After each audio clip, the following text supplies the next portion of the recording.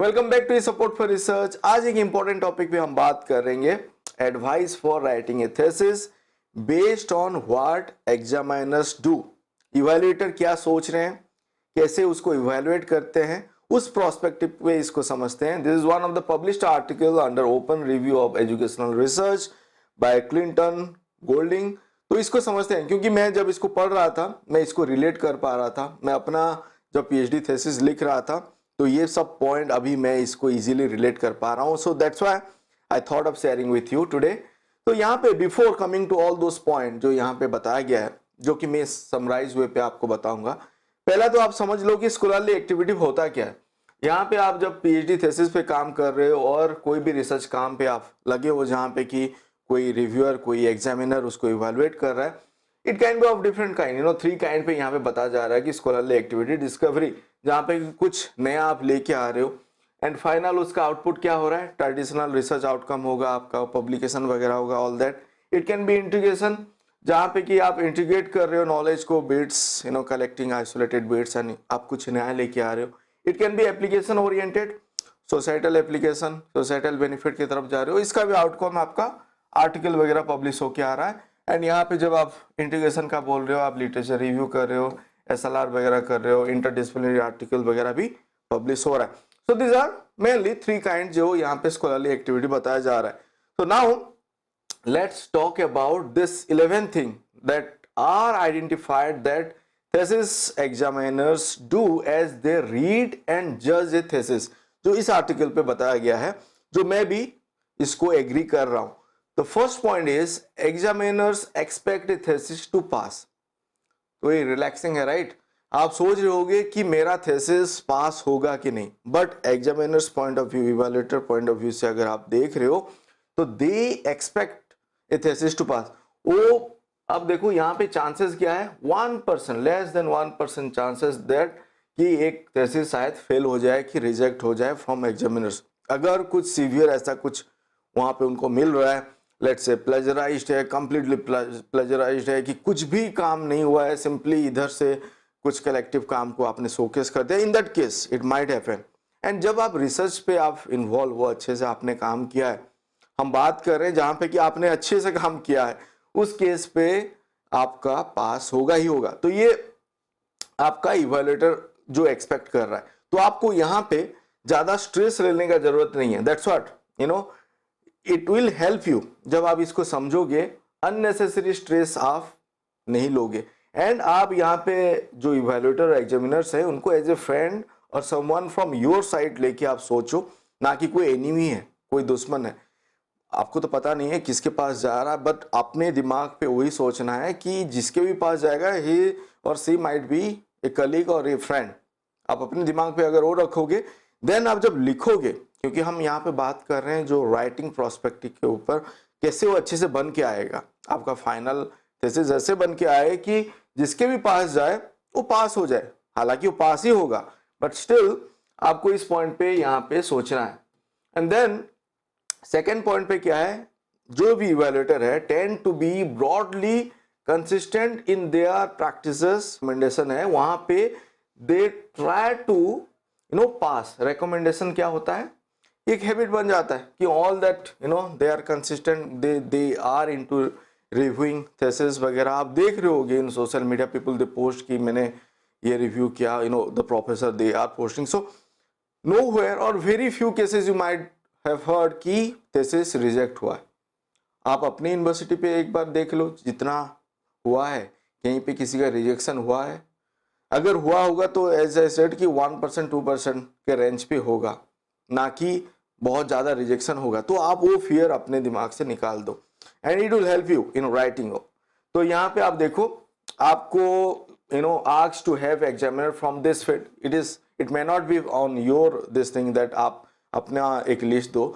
अगर आपका supervisor list provide कर रहा है to the university, so they will see कि जो आपने काम किया है उसी फील्ड का एक्सपर्ट को हो जाए, राइट? क्योंकि जो भी इवैल्यूएट करेगा वो उसी फील्ड से होना चाहिए। तो that university will take care of, don't worry on that point. And this is also writing that and justify your choice. तो ये वगैरह आप उस पर ज़्यादा यहाँ पे डरने का जरूरत नहीं है। दे नो कि किसको भेजना है, who are the expert, who are reviewing thesis वगैरह ऑन दैट पर्टिकुलर फील्ड, तो उनके पास ही जाएगा. देन दिस इवेल्युएटर जज a thesis by the end of the first और सेकेंड चैप्टर. जब आप अपना थेसिस बना रहे हो, इंट्रोडक्शन लिटरेचर रिव्यू जो है, जो आपका चैप्टर 1-2 मोस्टली है, वो आप तगड़ा बनाओ. वहां पे आप बता रहे हो कि आप क्यों ये काम कर रहे हो, लिटरेचर से बता रहे हो कि कैसे आप ये काम पे पहुंचे हो, तो वहां पे आपको अच्छे से फोकस करना है. यहाँ पे आपको क्या फोकस करना है? Read as a writer, write as a reader. ये प्रोस्पेक्टिव को यहाँ पे ध्यान पे रखना है. अगर आप अपना काम को पढ़ोगे तो आपको समझ में आएगा. दूसरे का काम जब आप पढ़ते हो आपको पता चल जाता है कि उस पेपर को पढ़ना है नहीं पढ़ना, राइट. इन दैट सेंस यहाँ पे भी आपको लेके आना है. एंड आप यहाँ पे प्रॉक्सी एग्जामिनर्स वगैरह भी रख सकते हो अपने कलीग और समवेयर आपका जो सुपरवाइजर है उनके कलीग के थ्रू भी आप अपना जो थेसिस है उसको इवैल्यूएट कर सकते हो before sending it to the university, जो कि आपको हेल्प करेगा to rewrite again and again. और फीडबैक वगैरह भी आता. हालांकि अभी तो सभी यूनिवर्सिटी पे कमिटी होता है before going to the external examiner. जो कमिटी है उनके पास भी जाता है, they evaluate, they read it, जो भी मेंबर रहते हैं उनका भी सजेशन आता है. तो try to incorporate all the suggestion and उनको आप फिर से रिक्वेस्ट कर सकते हो, सर मैंने ये चेंजेस वगैरह किया है, please go through it again. और भी कुछ है तो आप सजेस्ट कीजिए, सो दैट आपका ये पक्का बन जाए एंड फिर आप उसको भेज रहे हो, you are finally submit it to the university, जो कि फाइनल एक्सटर्नल एग्जामिनर को जाएगा. Next point is examiners are irritated and distracted by the presentation error. यहाँ पे हम क्या बात कर रहे हैं? ये जो प्रेजेंटेशन एरर है यहाँ पे, हालांकि जानबूझ के यहाँ पे प्रेजेंटेशन स्पेलिंग गलत है, क्योंकि अगर आपका writing, language, grammatical error, presentation error वगैरह सही नहीं है, आपने यहाँ पे जस्ट पुट अप कर दिया, काम अच्छा किया है, बट आपने जब लिखा है तो कोई भी स्टाइल फॉलो नहीं किया है, फॉर्मेटिंग वगैरह सही से नहीं किया है, तो वो भी इरिटेशन करेगा. एंड हालांकि वो फीडबैक वगैरह आता है जब आप प्रेजेंट करते हो in the university, they try to give all those feedback, तो वहाँ पे वो करेक्ट हो जाना चाहिए. बट अगर नहीं हो रहा है तो अपने से आप इस पे ध्यान देना है, बार बार अपना लैंग्वेज रीडेबिलिटी को इम्प्रूव करना है. And there are several tool now it is that you can take help of to do proof reading, remove most error before submitting. तो ये thorough proof reading again and again करना है. Line by line आप करो, आप print लेके पढ़ो, line by line देखो, चेक करो, and then improvise it and then you go for submission. Another thing is that the next point, evaluator favor a coherent thesis. यहाँ पे coherent thesis मतलब they are expecting something, a new idea, जहाँ पे कि मान लो आपका chapter वगैरह है, let's say you have many chapter, वो कैसे linked है each chapter, and final आपका क्या आ रहा है, वो आपको एक फ्लो बैठाना है. जो भी आपका आइडिया है, जहाँ से आपने आइडिया को जनरेट किया है, जो भी ऑब्जेक्टिव आपका है, वो ऑब्जेक्टिव को आप कैसे मीट कर रहे हो, कैसे आप फाइनल रिजल्ट वगैरह वो ऑब्जेक्टिव के साथ लिंक हो रहा है, all that that has to be a flow starting from chapter 1 से लेके कंक्लूजन तक. वो अगर आप बैठा रहे हो तो that is good. Next point is this examiners favour A thesis that engages with the literature. यहाँ पे क्या कर रहे हो? Locate yourself, evaluate the literature. Recent literature हो गया, जो भी जहाँ से भी बेस पेपर आया उससे लेके जो भी दरमियान आपने चूज किया, लेट्स से 10 ईयर 20 ईयर, वो आप सही से बता रहे हो. whether you have followed Prisma guideline, justify your research, explain, justify your approach, explain and justify your contribution.